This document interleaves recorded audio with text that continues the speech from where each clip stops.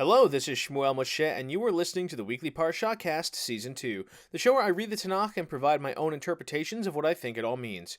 This week's episode falls on the 22nd of Av, 5785, August 16th, 2025, and it is typically Parashat Eikev. However, we're going to be continuing with our reading in the books of Kings, now Kings 2, Melachim 2, chapters 1 through 3. We finished up the first book of Kings last week. Now we're going to be jumping right on in. Those who want to follow along in English can do so on Chabad.org. And I want to remind everybody I'm not a professional scholar, just somebody who wanted to study the scripture. With all of that said, let's go ahead and begin. Melachim 2, chapter 1, verse 1. Moab rebelled against Israel after Ahab's death. Now Ahaziah fell through the lattice in his upper chamber that was in Samaria, and he became ill. And he sent messengers, and said to them, Go inquire of Baal-zebub, the god of Ekron, whether I will recover from this illness. But an angel of the Lord spoke to Elijah the Tishbite, saying, Arise, go up toward the king of Samaria's messengers, and speak to them, saying, Is it because there is no God in Israel that you go to inquire of Baal-zebub, the god of Ekron? Therefore, so has the Lord said, From the bed upon which you have ascended you will not descend, for you shall die. And Elijah went, and the messengers returned to him, and he said, Why have you returned? And they said to him, A man came up toward us, and said to us, Go return to the king who sent you, and you shall speak to him, saying, So has the Lord said, Is it because there is no God in Israel that you send to inquire of Baal-zebub, the god of Ekron? Therefore, from the bed upon which you have ascended, you will not descend, for you will die. And he spoke to them, saying, What was the manner of the man who came up toward you, and spoke these words to you? And they said, He was a hairy man, with a leather belt girded around his waist. And he said, He is Elijah the Tishbite. And he sent to him a captain of 50 men, and his 50 men. And he went up to him, and behold, he was sitting on a mountain top, and he spoke to him, saying, O man of God! The king has spoken. Come down. And Elijah replied and spoke to the captain of 50, Now, if I am a man of God, let a fire come down from the heaven and consume you and your 50 men. And a fire came down from heaven and consumed him and his 50 men. And again he sent him another captain of 50 and his 50 men, and he raised and spoke to him, saying, O man of God, so said the king, come down quickly. And Elijah raised his voice and spoke to them, saying, If I am a man of God, let a fire come down from heaven and consume you and your 50 men. And an enormous fire came down from heaven and consumed him and his 50 men. And again he sent a third captain of 50 and his 50 men. And the third captain of 50 climbed up and came and kneeled on his knees opposite Elijah, and implored him, and spoke to him, saying, O man of God, may my soul and the soul of these 50 servants of yours be precious in your eyes. Behold, a fire has come down from heaven and consumed the first 2 captains of 50 and their 50s. Now may my soul be precious in your eyes. And the angel of the Lord spoke to Elijah, saying, Go down with him, fear him not. And he arose and went down with him to the king. And he spoke to him, saying, So has the Lord said, Since you sent messengers to inquire of Baal-zebub, the god of Ekron, is it because there is no God in Israel to inquire of his word? Therefore, from the bed upon which you have risen, you will not get down, for you shall die. And he died according to the word of the Lord that Elijah had spoken. And Jehoram reigned in his stead in the 2nd year of Jehoram the son of Jehoshaphat, the king of Judah, for he had no son. And the remaining deeds of Ahaziah that he did are written in the book of the Chronicles of the Kings of Israel. End of chapter 1. So here we have a pretty straightforward situation. Moab rebels against Israel after King Ahab dies. Now, Ahaziah, the son of Ahab, falls through the lattice in his upper chamber, right? And he gets sick, so he gets really wounded. And he sends messengers, and he tells them, Go ask Baal-zebub, the god of Ekron, whether I'm going to get better. Now, God doesn't like this, so an angel of the Lord speaks to Elijah and says, Go tell the messengers of Samaria, go cut them off as they're on their way to Ekron, and go tell them, is it because there's no God in Israel that you go to ask Baal-zebub, right? So, did you forget me once again? So, because of this, you will not get out of bed alive. You're going to die in this bed. And so Elijah sends the message to them, and then they bring it back to their king. And they say, King, when we were on the way, we got cut off by some guy, and he told us this. Basically, he said, because there's no God in Israel, in your opinion, that you go to another God, so you're basically going to die. And he goes, now tell me about this guy. What was he like? Well, he was hairy, and he had a leather belt. Yep, I know him. That's Elijah. Elijah's pretty infamous amongst this family at this point. I mean, he's been telling bad news to all these kings because they keep doing the bad stuff. So what he ends up doing is he sends an army of 50 plus a captain with them to go and summon Elijah to come to the king. Now, obviously, this is not a good thing. He's doing it with bad intentions. And so they say, the king has summoned you, O man of God. And he responds, yeah? Well, if you want me to come down, okay. If I'm a man of God, let fire come down and destroy you. And it happens. Then the king sends another 50, and they say, come down. Come down quickly. So says the king. And he goes, yeah, well, same as before. If I'm a man of God, then let fire consume you. And it happens again. The third army that shows up, 50 men, this guy is humble. And he kneels before Elijah. He goes up to Elijah, humbles himself, prostrates himself, bows down basically, and he says, please let our lives be precious to you, our souls. Don't let us be like the first two armies. Let us please. Basically, he's begging for his life. And God says that this guy is humble, so you don't have to fear him. He's going to do the right thing. So Elijah goes and he tells the king, and he says pretty straightforward. He's like, because you said to inquire of another God, God of Israel is punishing you. You're going to die. And just as he was told, he died. And it says that he had no son. And so Yehoram reigned in his stead. Then it seems to be that by saying the name Yehoram, perhaps this is the king of Judah, Yehoram, right? So it says, in the second year of Yehoram, the son of Yehoshaphat, king of Judah, Yehoram reigns in his stead. So perhaps he is now reigning over both Israel and Judah, or there's another guy named Yehoram. It's not 100% clear to me. Either way, what is there to say about Ahaziah's life is recorded in the Chronicles of the Kings of Israel. End of chapter 1. Let's move on over. Well, first, again, it seems kind of obvious, right? Why would you, as the king of Israel, appeal, let's go ask the God of some other people? Well, yeah, that's why you're done for. Anyway, moving on, let's continue. Chapter 2, verse 1. And it was when the Lord was about to take Elijah up to heaven in a whirlwind, that Elijah and Elisha went from Gilgal. And Elijah said to Elisha, stay here now, for the Lord has sent me as far as Bethel. But Elisha said, as the Lord lives, and by the life of your soul, I will not leave you. And they went down to Bethel. And the disciples of the prophets who were in Bethel came out to Elisha and said to him, do you know that today the Lord will take your master from you? And he said, I know it too. Be quiet. And Elijah said to him, stay here now, for the Lord has sent me to Jericho. And he said, as the Lord lives, and by your life, I will not leave you. And they came to Jericho. And the disciples of the prophets who were in Jericho approached Elisha and said to him, do you know that today the Lord will take your master from you? And he said, I know it too. Be quiet. And Elijah said to him, stay here now, for the Lord has sent me to the Jordan. And he said, as the Lord lives, and by your life I will not leave you.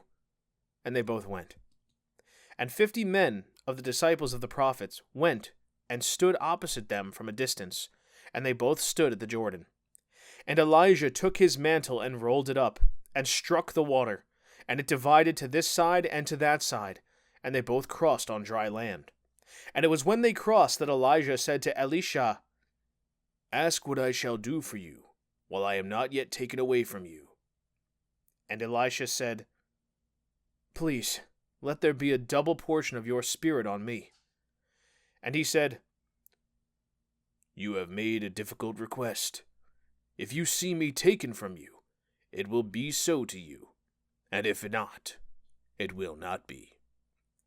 And it was that they were going, walking and talking, and behold, a fiery chariot and fiery horses, and they separated them both. And Elijah ascended to heaven in a whirlwind. And Elisha saw, and he was crying, "My father! My father! The chariots of Israel and their riders!" And he saw him no longer. Now he took hold of his garments and rent them in 2 pieces. And he picked up Elijah's mantle that had fallen off him, and he returned and stood on the bank of the Jordan. And he took Elijah's mantle that had fallen off him, and he struck the water and said, "Where is the Lord, the God of Elijah?" He too struck the water, and it divided on this side and on that side. And Elisha crossed. And the disciples of the prophets who were in Jericho saw him from a distance, and they said, "Elijah's spirit has rested on Elisha." And they came toward him and prostrated themselves before him to the ground. And they said to him, "Behold now, there are with your servants 50 able men. Let them go now and seek your master. Perhaps a wind from the Lord has carried him off and thrown him on one of the mountains or in one of the valleys." And he said, "You shall not send." And they urged him until he was ashamed. And he said, "Send." And they sent 50 men, and they searched for 3 days, but did not find him. And they returned to him when he was staying in Jericho, and he said to them, "Did I not say to you, you shall not go?" And the people of the city said to Elisha, "Behold, the city is a good place to live in, as my lord sees, but the water is bad, and the land causes people to die." And he said, "Take me to a new jug, and put salt therein." And they took to him. And he went out to the source of the water, and threw salt there, and said, "So has the Lord said, I have cured these waters. There will no longer be death and bereavement from there." And the water became cured to this day, according to the word of Elisha that he spoke.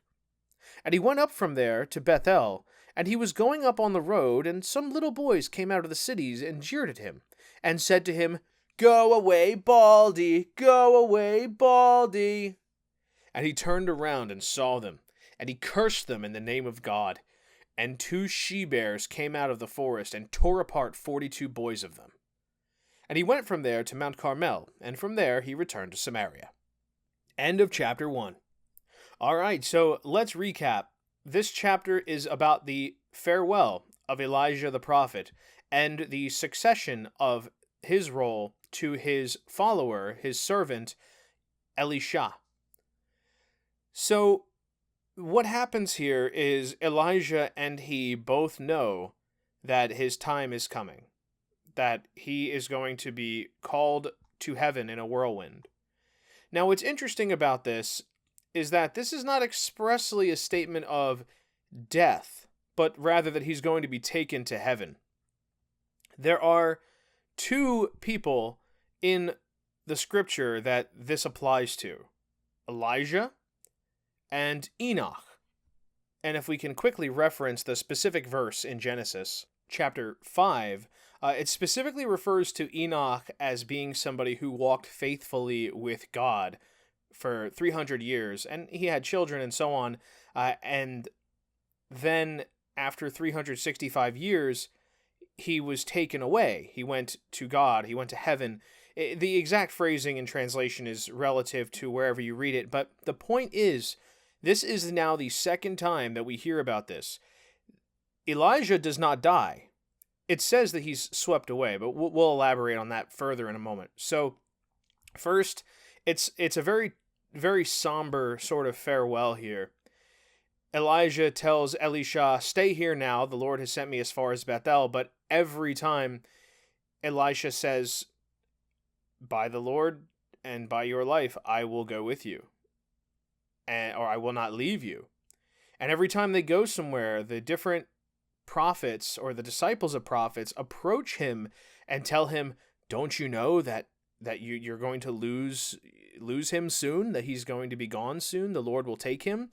And he says, "I already know, be quiet." So he's aware, he's well aware, but the best way this can be thought of is you have a bond between 2 people, and often in life we don't know when someone's time is coming up, but in this case we do know. Now, when Moses and Aaron are together in the desert, Moses is told, go with Aaron onto this mountain and he will die there and so on. So you have these opportunities for these brothers to say farewell. in this regard, Elisha is spending as much time as he can alongside Elijah, while Elijah tells him at each stop, first he tells him, I'm going as far as Bethel. Why don't you stay here? And he tells him, no, I'm going with you. And then they go, I'm going to Jericho. Stay here. And he says, no, I'm going with you. And then he continues on, and he says, I'm going to the Jordan River. God's sending me to the Jordan River. And once again, he tells him, I will not leave you. And so from here, 50 men follow them, and they stand opposite them from a distance, right, while they're at the Jordan. So they're observing these guys from far away. Now, Elijah's mantle, this has come up before. This was relevant when he first met Elisha. It says he rolled up his mantle and struck the water, and then it caused the water to split in half. So this speaks to the power of this man, his spiritual power, and specifically his connection with God, how holy and sacred it was, that he could call upon this particular thing. Now recall, something similar happened with the Sea of Reeds with Moses, also often referred to as the Red Sea. And then, of course, also when the children of Israel are crossing over with Joshua, something similar happens as well. They're able to cross over. So, behold, the Jordan River here actually parts for them, and as they're crossing, they're sort of having their final goodbye. And it's interesting. So the way it goes, I can envision this as like a really sad film, a bittersweet film, because they know it's time to go. It's time to say goodbye. But he doesn't want to say goodbye. He doesn't want to. He doesn't want to bid farewell. And so as they're walking, Elijah says to him, ask what I shall do for you while I am not yet taken away from you. What can I do from you while I'm still here? And Elisha requests, let there be a double portion of your spirit on me. So he's basically, requesting that this Holy Spirit power that has been inherited. And when I say the Holy Spirit power, I don't mean like the Trinity. This isn't like that. I mean like literally the holy power that is tied to the person. This same power passes from different people. The Spirit of God, the Spirit of heaven, this heavenly Spirit, this power that is transmitted between holy people, right? Just as Abraham, Isaac, and Jacob likely had such a spirit passed between one another, and Moses passed a spirit and strength onto Joshua. So this is the whole premise here. And what he asks is, let there be a double portion of your spirit on me. So he's saying, not just your spirit, but double. Let me be twice that. And he says to him, you've made a difficult request. If you see me taken from you, it will be so to you. And if not, it will not be. So that's basically what it comes down to. He says to him, this is a hard ask, but here's the circumstance. If you witness me being taken away, then you shall have what you ask for. And so, as they're going, walking and talking, suddenly, very suddenly, a fiery chariot with fiery horses swooped down from the sky and cut between them and whisk Elijah away to heaven in a whirlwind. And as Elisha is watching this, he's crying, my father, the chariots of Israel and their riders. He is witnessing something so incredibly divine, so powerful, and it's just it's so intense. Now he says, my father. It says, Avi. He's calling out the bond between himself and Elijah are like father and son, student and teacher. And behold, these chariots of Israel, and this is such... He is witnessing something truly awe-inspiring, divine from heaven. Incredible. And in response, he saw him no longer. He took hold of his garments and rent them in two pieces. Elijah does not die. He is simply pulled up to heaven as a living man. And yet the Spirit also passes on to him.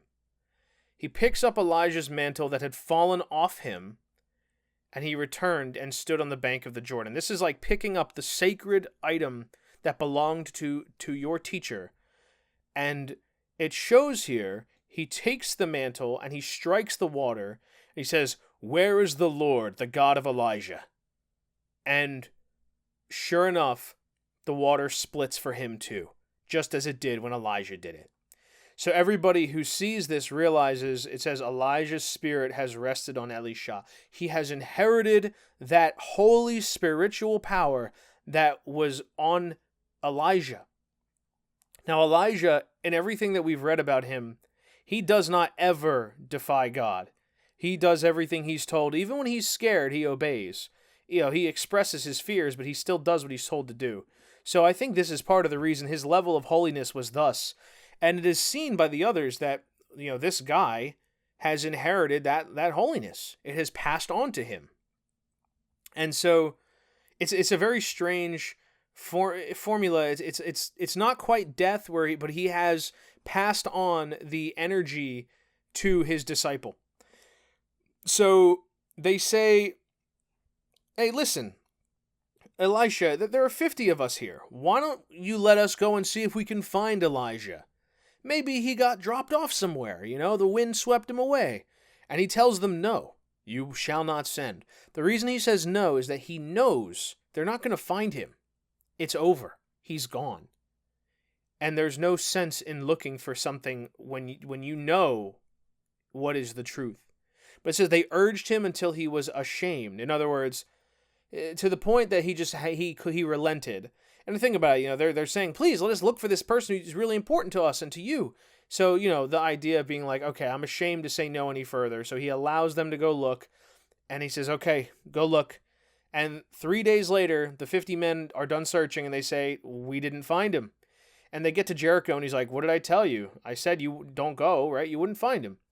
So then they say to him, "Jericho, it's a great city, as you see, great place to live, but we've got problems with the water and land that causes people to die." So he says, "Okay, give me a new jug and some salt." So a fresh jug. Now this is significant, right? Keep in mind that there are certain purity tests, especially described in Leviticus. So a new jug would mean that it's holy and pure and clean.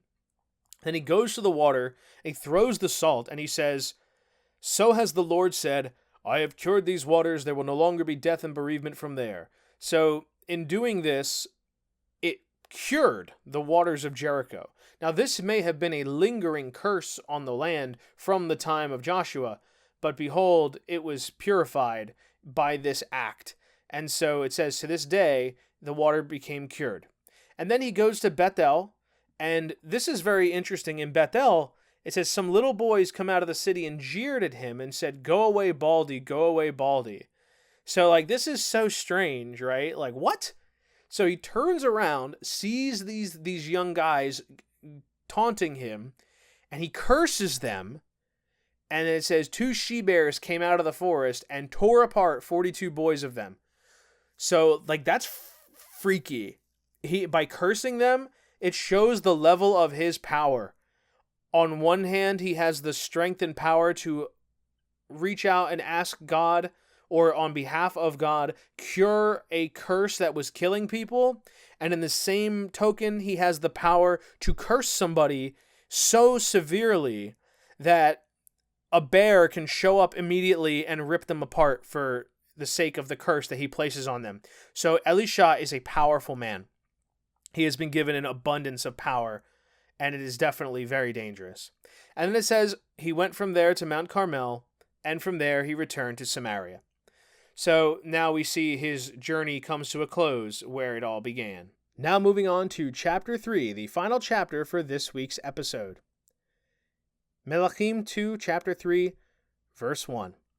And Jehoram the son of Ahab reigned over Israel in Samaria in the 18th year of Jehoshaphat king of Judah, and he reigned 12 years. And he did what was bad in the eyes of the Lord, however, not like his father and mother.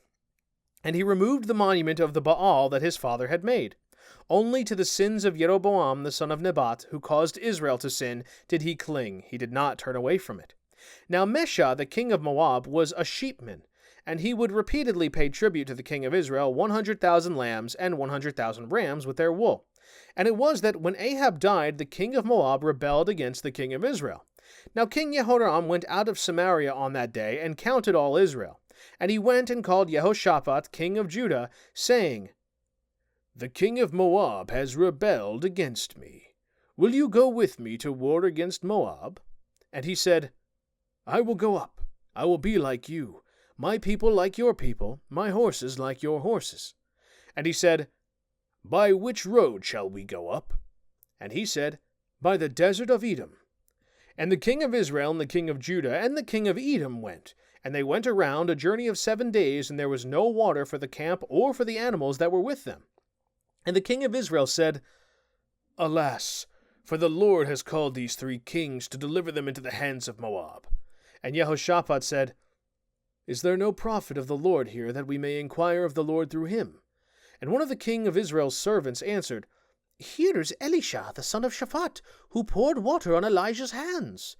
And Jehoshaphat said, "The word of the Lord is with him." And the king of Israel and Jehoshaphat and the king of Edom went down to him. And Elisha said to the king of Israel, "What do I have to do with you? Go to your father's prophets and to your mother's prophets."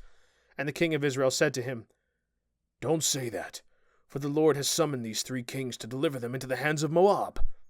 And Elisha said, "As the Lord of hosts, before whom I have stood, lives, for were it not that I respect Jehoshaphat king of Judah, I would neither look at you nor would I see you. And now fetch me a musician." And it was that when the musician played, the hand of the Lord came upon him. And he said, "So has the Lord said, this valley will be made full of pools. For so has the Lord said, you shall not see wind, neither shall you see rain, yet the valley will be filled with water, and you and your cattle and your beasts shall drink. And this will be slight in the eyes of the Lord, and he will deliver Moab into your hands. And you shall strike every fortified city, and every choice city, and you shall fell every good tree, and you shall stop up all springs of water, and you shall clutter every good field with stones. And it was in the morning, when the meal offering was offered up, that behold, water was coming from the road of Edom, and the land became filled with the water. And all the Moabites heard that the kings had come up to wage war with them, and they assembled, everyone old enough to gird a sword and older, and they stood at the border. And they arose early in the morning, when the sun shone on the water, and the Moabites saw the water from a distance red as blood. And they said, "This is blood! The kings have fought with each other, and have killed each other. And now to the spoils, Moab!" And they came to the Israelite camp, and the Israelites arose and struck the Moabites, and they fled from before them, and they attacked them and slew the Moabites. And they demolished the cities, and each one threw his stone on every fertile field and filled it up, and they stopped up every water spring, and they felled every good tree until they left over its stones only in Kir Hareshet, and their catapultists surrounded and struck it. And the king of Moab saw that the men of war were stronger than he, and he took with him 700 men who drew their swords to break away to the king of Edom. Yet they were unable. And he took his firstborn, who would reign after him, and brought him up for a burnt offering on the wall. And there was great wrath upon Israel, and they withdrew from him, and returned to the land. End of chapter 3. Wow. So that's pretty wild. Let's go back into this. So first up, a correction. Chapter 1's phrasing was a little confusing, but here we see now Jehoram of Israel is the son of Ahab, meaning his brother Ahaziah was king first. This is a different son who took over in his place. And Jehoshaphat is indeed king of Judah. That's probably a typo or some confusion in the text in chapter 1. Nevertheless, now we have the clarity here. He reigns for 12 years. He did what was bad in the eyes of the Lord, but not like his mother and father. He removed the monument of the Baal, so that's progress, right? Only to the sins of Jeroboam, the son of Nebat, who caused Israel to sin, did he cling. He did not turn away from it. So he still wasn't perfect, but at least he improved a bit. So it says that Moshe, the king of Moab, is a sheepman, right? And so his responsibilities that he had to pay tribute to the king of Israel, 100,000 lambs and rams with their wool. And so after Ahab dies, the king of Moab rebels against the king of Israel. Now, this was mentioned in chapter 1 as well, but Ahaziah seems to be too injured to do anything about it. So now Yehoram goes out of Samaria. He takes count of Israel. And so I think we can infer here, he counts all Israel. He's counting them for war. And he also determines that he doesn't feel confident in the size of his army, or he would rather have the united force. So he calls to the king of Judah, Jehoshaphat, and he says, "The king of Moab has rebelled against me. Will you go with me to war against Moab?" And he says, "I will go up. I will be like you, my people like your people, my horses like your horses." So once again, the king of Judah is going to go side by side with the king of Israel. Now, he asks him, which way are we going to go? And the response is, the king of Judah says, by the way of the desert of Edom. It's not 100% clear, actually, whose suggestion this was, but they ultimately agree they're going to go through the desert of Edom. Now, it says here that when they do this, that the king of Edom also goes with them. So it skips over any conversation about them forming an alliance, but it just seems that the Edomites have teamed up now. The king of Edom is going with Israel and Judah. Worth noting that Edom is, of course, the descendants of Esau, and they are kinsmen of Israel, so they're not total strangers, right? So in any case, here's the situation there. They team up, and as they're going, there's no water after their journey of 7 days for them or their animals. And the king of Israel says, the Lord has called us 3 kings to be delivered into the hand of Moab. And Jehoshaphat, wise king of Judah, says, "Is there not a prophet of the Lord that we can inquire?" And one of the servants of Israel says, "Here's Elisha, son of Shaphat, who poured water on Elijah's hand." So, hey, here's this guy. He was Elijah's guy. And here's his disciple. So they ask him, and Jehoshaphat looks and says, the word of the Lord is with this guy. So you could tell that this guy knows his stuff. And so the 3 kings ask him for some counsel. And he says to the king of Israel, "What do I have to do with you? Go to your father's prophets and your mother's prophets." So basically he's saying, what are you bothering with me for, you idolater, you traitor to the God of Israel? Go ask the prophets of your mother and father. I got nothing to do with you. And he says, Don't tell me that, man. Come on. God summoned the 3 kings here to be delivered to Moab. We need something here. And so he says, "I'm going to tell it to you straight. Hand to God, if it wasn't for the fact that the king of Judah, who I respect, is here, I wouldn't even look at you, let alone come see you. So this is only because the king of Judah is with you that I'm even speaking to you right now. With that said, go get me a musician." Musician shows up, he plays, and it says the hand of the Lord comes upon him, and he tells him, "So said the Lord, this valley will be made of pools. You shall neither see wind nor rain, but the valley will be filled with water, and you and your cattle and beasts will drink. And this will be slight in the eyes of the Lord, and he will deliver Moab into your hands." So basically, it's going to be either slight in the eyes of the Lord, as in it's a small request, or this will be a small matter that's not a challenge. But I think to say this will be slight in the eyes of the Lord, it will be, he will view it modestly rather than it being a large thing. And it says, but here's what you're going to do. You're going to defeat Moab. They're going to be delivered into your hands, but you must destroy them utterly. Every fortified city, every choice city, cut down the trees, stop up the water, just totally, ravage the field, all this field, cover them with stones. And so the next day they offer the meal offering, and behold, it happens, water comes down from the road of Edom and fills the land. Now the Moabites heard about the 3 kings coming to wage war with them, and they gather their army, both everyone old enough to gird a sword and older. So they gather all of the men, right? Even the ones that are too old for combat. And in the morning they go and they look and they see that the kings of Israel, their camp, is shining red with blood. As far as they think, the water is reflecting red from the sunlight. They assume, remember, they saw no wind and no rain, so they assume that the only source of this, it's his blood. The kings have fought with each other and have killed each other. So that's a really big thing to say, but we have to really think about what war used to be like. And I've heard this described. If you looked at an ancient battlefield where everybody was cutting to each other to pieces with weapons of steel, it's not like today. Right? This was a day where you were slicing people open and just all these liters, gallons of blood would be pouring all over the battlefield. So battlefields would be these seas of blood. and it would be huge, and it would be like the kind of thing that kind of ruins the land for a little bit, because all of this blood is everywhere. So this is not an unusual statement to see like, oh wow, those 3 armies over there must have killed each other. That's why there's a river of blood all around their camp.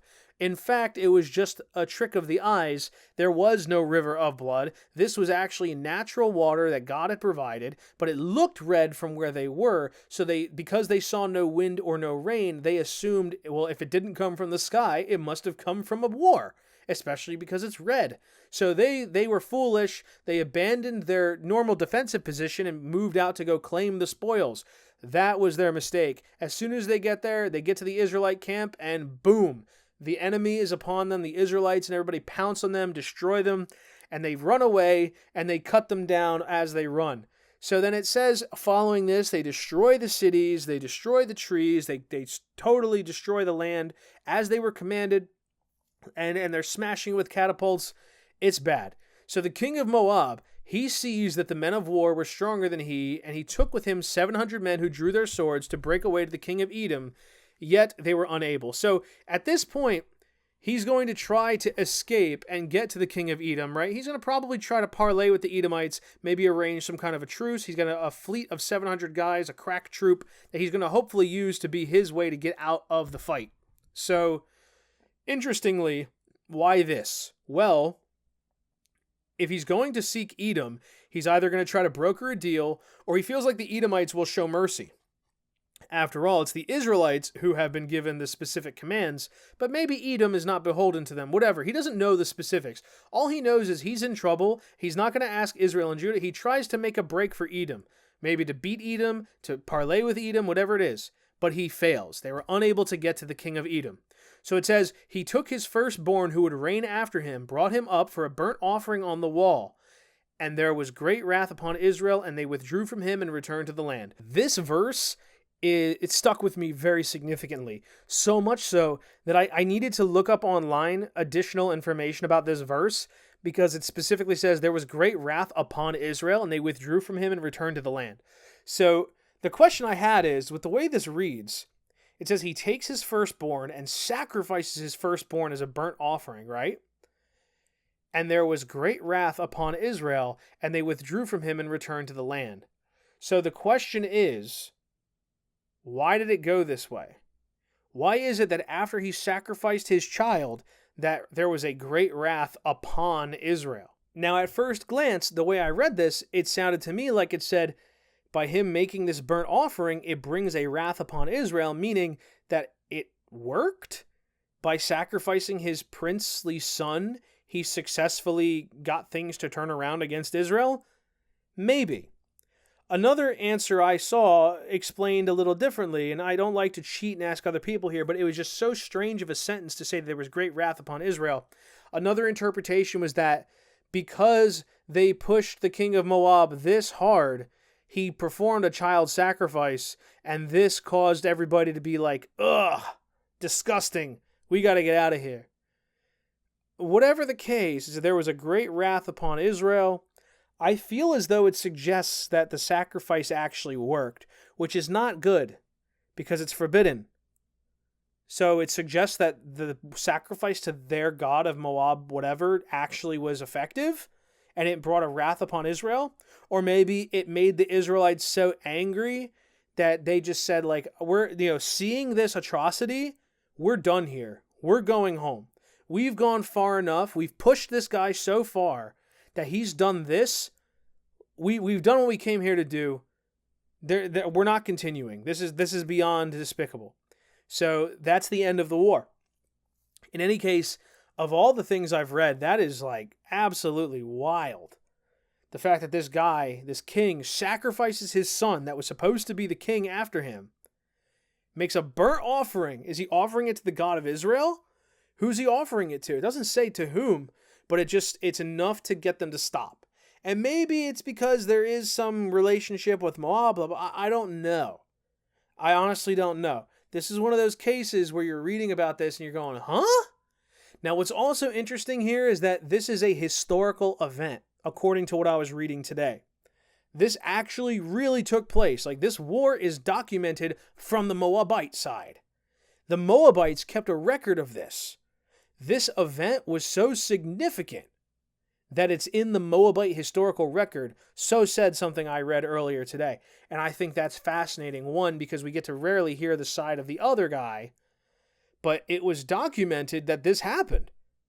And so, not that I question it in the first place, but here we're seeing that this is a historical record of ancient warfare from the perspective of the Israelites and the Moabites, who are no longer around today in really any capacity as far as I know. The records of this encounter, this war, survive history and allow you to validate the records of the Israelite account. So it's really cool. I'm kind of rambling on this side tangent here, but we have this case where things like Egypt, right? People will say, oh, the Exodus in Egypt never really happened. There is this document that was found in Egypt, a piece of papyrus that describes the 10 plagues. And it was written in Egyptian by an Egyptian about what they're going through. Could it be a piece of fiction? Maybe. It'd be like somebody finding a copy of Spider-Man today, 1,000 years from now, being like, oh, wow, there really was a Spider-Man. Maybe not. But this is a case of they found papyrus that validated the account of the 10 plagues. And in this case, they found the Moabite record that validates the account of the Book of Kings too. So I think that's really fascinating. And it also gives more credibility to the biblical record. In any case, that's all for this week's episode. Thank you so much for tuning in. I hope you found it very educational. I find the departure of Elijah the prophet to be one of the most emotionally, truly touching and moving and tragic of the scripture ever, because you see such a close relationship between he and Elisha.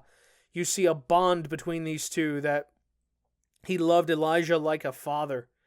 And Elijah says, what can I do for you while I'm still living? And he says, let double the portion of your spirit be on me. And he says, that's a hard request, but if God lets you witness me being taken away, then it'll be that you get that. And sure enough, it happened. And it's just so beautiful, but so sad at the same time to watch this. I can hear bittersweet music as he cries out, reaching for Elijah, being swept away upon chariots of flame, in such an awe-striking moment that it bestowed upon him that holiness, and he got the mantle. Powerful. Until next time, this is Shmuel Moshe with the Weekly Parashahcast Season 2, saying thank you once again, and as always, Baruch Hashem.